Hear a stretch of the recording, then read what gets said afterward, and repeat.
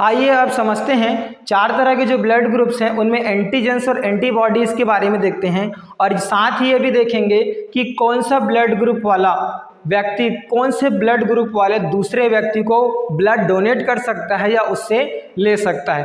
तो जनरली हम जानते हैं कि चार तरह के ब्लड ग्रुप होते हैं। एक होता है ब्लड ग्रुप ए, ठीक है, एक होता है ब्लड ग्रुप बी, एक होता है ब्लड ग्रुप ए बी, और एक होता है ब्लड ग्रुप ओ। अभी हमने देखा है इसको, ठीक है। देखिए जो ब्लड ग्रुप है वो पूरा का पूरा बेस्ड है एंटीजन के ऊपर में। किसके ऊपर में?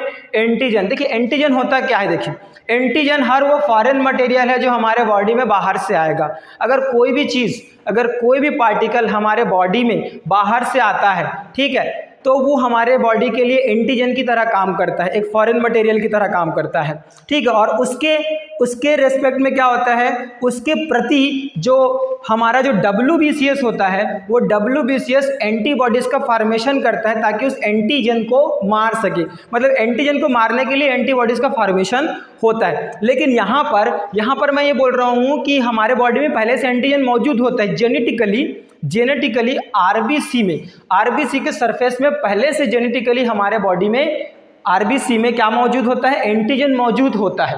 तो वो एक फॉरेन मटेरियल की तरह काम नहीं करता। लेकिन यही एंटीजन अगर दूसरे के बॉडी में डाल दिया जाए तो वो फॉरेन मटेरियल के साथ कैसे काम करेगा, आइए हम देखते हैं, ठीक है। तो मैंने जैसे बताया कि ब्लड ग्रुप चार तरह के होते हैं, ए बी और ओ।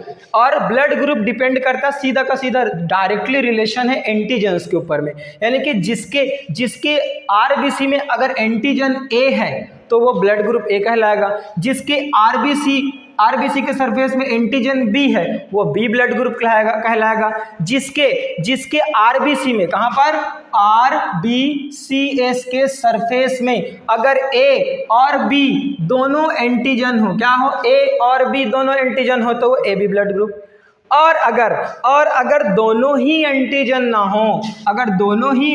ना हो तो ओ ब्लड ग्रुप कहलाएगा, ठीक है।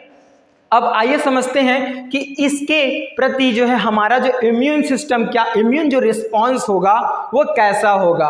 अगर मान लीजिए कोई ए ब्लड ग्रुप वाला है और उस पे मैंने क्या कर दिया, उसको मैंने बी ब्लड ग्रुप वाले का खून चढ़ा दिया, यानी कि ए वाले व्यक्ति में बी का ब्लड ऐसे मैंने चढ़ा दिया, तो जैसे ही बी वाला जो ब्लड है वो ए के अंदर जाएगा, ए के अंदर जैसे ही जाएगा तो कौन सा देखो, अब ये ए के अंदर जैसे ही जाएगा तो इसके पास तो बी एंटीजन है, लेकिन इसके पास बी एंटीजन नहीं है, बल्कि इसके पास क्या है, ए एंटीजन है। तो ये बी के प्रति अपना इम्यून, हमारा जो WBCS है ना, तुरंत जो है इम्यून रिस्पांस करेगा और बी के जो है खिलाफ एंटीबॉडीज फॉर्मेशन करेगा, जिसको बी एंटीबॉडी बोलते हैं, ठीक है। क्या बोलते हैं, बी एंटीबॉडी। तो ए ब्लड ग्रुप के लिए इम्यून रिस्पांस के लिए बी एंटीबॉडीज होता है। इसी तरह जस्ट इसको उल्टा कर दो, अगर मान लो बी वाले के अंदर में मैंने ए वाले का ब्लड डाल दिया, तो अब ए क्या बनेगा, ए एंटीबॉडी बनेगा। क्या बनेगा, एंटीबॉडी, यानी कि बी के अंदर में ए एंटीबॉडी बन जाएगा। क्या बन जाएगा, ए एंटीबॉडी बन जाएगा, ठीक है। इसके बाद देखो, अगर मान लो किसी का ब्लड ग्रुप ए बी है, मतलब उसके अंदर में क्या है, ए और बी दोनों तरह की क्या है, एंटीजन है, मतलब दोनों तरह के एंटीजन है। अगर मान लो मैंने क्या किया, ए बी वाले का ब्लड को, क्या कौन सा वाले ब्लड को, ए बी वाले के ब्लड को, ठीक है, या इसके अंदर मैंने ए को डाल दिया, किसको डाल दिया, ए को, इसके अंदर मैंने ए ब्लड ग्रुप वाले को डाल दिया, तो क्या होगा, इसके पास तो पहले से इसके पास क्या है, ए एंटीजन है। क्या है, ए एंटीजन।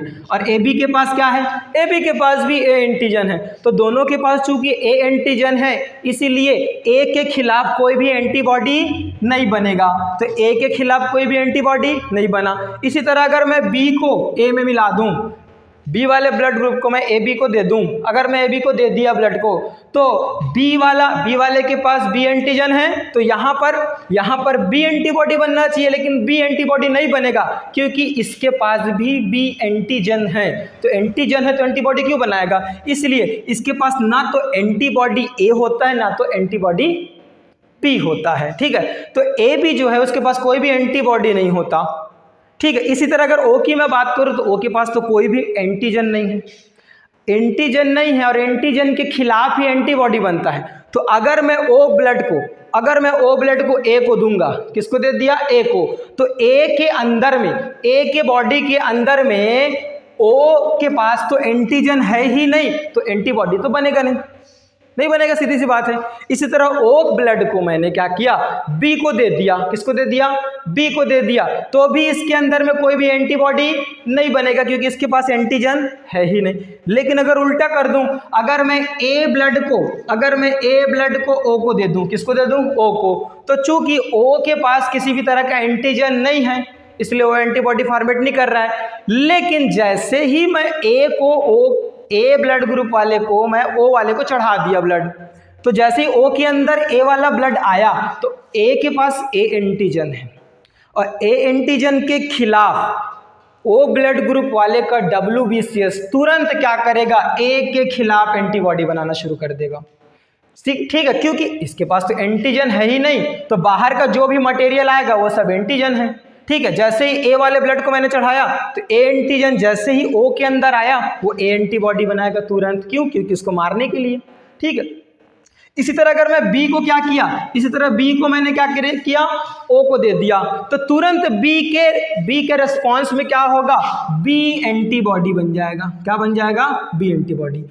तो ओ के पास कोई भी एंटीजन नहीं है लेकिन दोनों तरह के एंटीबॉडी को फॉर्मेट कर सकता है अगर ए और बी को इस ब्लड में मिला दिया जाए तो।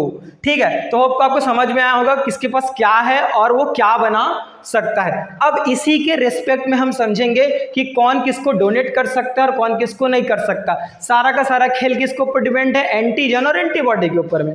अब देखिए, अगर मान लो कोई ए ब्लड ग्रुप वाला है तो किसको डोनेट कर सकता है, तो वो उसको डोनेट कर सकता है जिसके पास ए एंटीजन हो, कम से कम ए एंटीजन हो। ठीक है, तो ए ब्लड ग्रुप वाला ए को ही क्या कर सकता है, डोनेट कर देगा, क्योंकि जब ए को डोनेट करेगा तो ए के पास, पहले वाले ए के पास भी ए एंटीजन, दूसरे वाले के पास भी ए एंटीजन, तो दोनों एक दूसरे के खिलाफ एंटीबॉडी नहीं बनाएंगे। दूसरा, ए वाला और किसको डोनेट कर सकता है, ए वाला किसको डोनेट कर सकता है, ए बी को डोनेट कर सकता है। क्यों कर सकता है बताओ, ए वाला ए बी को डोनेट करेगा, जैसे ही ए वाला ए बी को डोनेट करेगा तो ए के पास कौन सा एंटीजन, ए बी के पास भी ए एंटीजन, तो एंटीबॉडी नहीं बनेगा। इसलिए ये दोनों ए जो है ए को भी डोनेट कर सकता है और ए बी को भी डोनेट कर सकता है। किससे ले सकता है, ए वाला ए से ले सकता है क्योंकि कोई भी एंटीबॉडी नहीं बनेगा, और जिसके पास कोई एंटीजन है ही नहीं उससे ले सकता है, यानी ओ से ले सकता है। ठीक है, इसी तरह अगर बी की मैं बात करूं तो बी से भी ले सकता है और ए बी से भी ले सकता है। मैंने यहाँ जो कारण है वही यहाँ कारण है। ठीक है, इसी तरह अगर बी जो है किससे ब्लड ले सकता है तो किसको दे सकता है, हो गया। अब बी किससे ले सकता है, तो देखो बी किससे लेगा, बी से लेगा, और उससे लेगा जिसके पास एंटीजन है ही नहीं, क्योंकि एंटीबॉडी बनेगा नहीं इसलिए वो ले सकेगा, तो ओ से वो क्या करेगा, ले लेगा। अब बात करें ए बी का, ए बी के पास दोनों एंटीबॉडी है, दोनों एंटीजन है दोनों एंटीजन। तो अगर ए बी को क्या कर सकता है, डोनेट कर सकता है। ए बी को डोनेट करेगा तो इसमें भी A B antigen, A B वाले के पास भी ए बी एंटीजन, तो कोई एंटीबॉडी नहीं बनेगा। और कहाँ एंटीबॉडी नहीं बनेगा, बताओ। ठीक है, डोनेट किसको किया, ए बी को डोनेट कर सकता है। अगर मान लो ये ए को डोनेट किया, किसको किया, ए को, तो बताओ ए को जैसे ही डोनेट करेगा तो ए के अंदर में बी एंटीबॉडी बन जाएगा, और जब बी एंटीबॉडी बनेगा तो ब्लड क्लॉट हो जाएगा क्योंकि दोनों एक दूसरे के खिलाफ हो जाएंगे। ठीक है, इसी तरह अगर मान लो ए बी को डोनेट कर दिया तो बी से तो बच जाएगा, सेम एंटीजन, लेकिन ए से कैसे बचेगा, ये जो एंटीजन है यहाँ पर ए एंटीबॉडी बना देगा। जब ए एंटीबॉडी बनेगा ब्लड क्या हो जाएगा, क्लॉट हो जाएगा। तो सिर्फ ए बी को डोनेट कर सकता है, किसको डोनेट कर सकता है, सिर्फ ए बी को। अगर मान लो ए बी ओ को डोनेट किया तब तो और ब्लड क्लॉट होगा क्योंकि इसके पास एंटीजन नहीं है, तो जो फॉरेन मटेरियल आएगा सब एंटीजन है इसके लिए।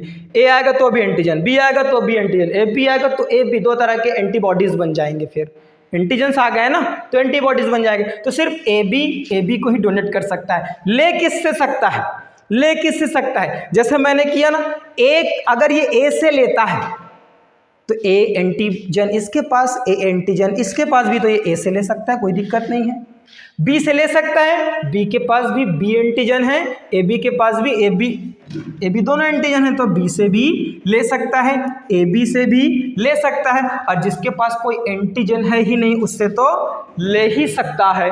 ठीक है, तो ये सबसे ले लिया, देखो है ना, सबसे क्या हुआ, ले लिया। चलो ओ की बात करें, ओ के पास किसी भी तरह का कोई भी एंटीजन नहीं है, तो ये किसी को भी दे सकता है ना भाई, एंटीजन है ही नहीं तो किसी को भी देगा, एंटीबॉडी बनेगा ही नहीं, तो ये ए को भी देगा, बी को भी देगा, ए बी को भी देगा, और ओ को भी डोनेट कर सकता है। लेकिन ले किससे सकता है, ले किससे सकता है, सिर्फ ओ से। किससे, ओ से। अगर वो ए से लेगा ए एंटीबॉडी बन जाएगा, बी से लेगा बी एंटीबॉडी बन जाएगा, ए बी लेगा तो ए बी, दोनों तरह के एंटीबॉडीज फॉर्मेट हो जाएंगे और ब्लड का क्लॉट हो जाएगा, रक्त खून जम जाएगा।